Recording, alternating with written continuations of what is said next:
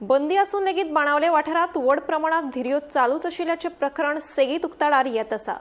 तशेंच अशा धिरयांचेर लाखांनी रुपयाची बॅटिंग जाता अशी माहिती मुखार आयल्या। आता हाचेर पुलिसांच्या भूमिकेचेर परत एक प्रश्नचिन्ह उप्रासपाक लागला।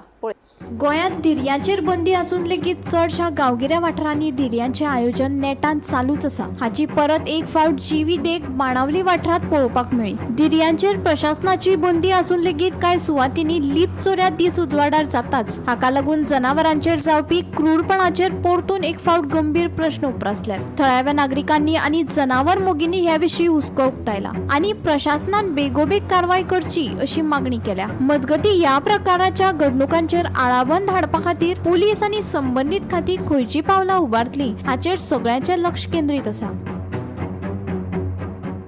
गोमंतक टीव्ही खातीर रिपोर्टर भीमा पाटील।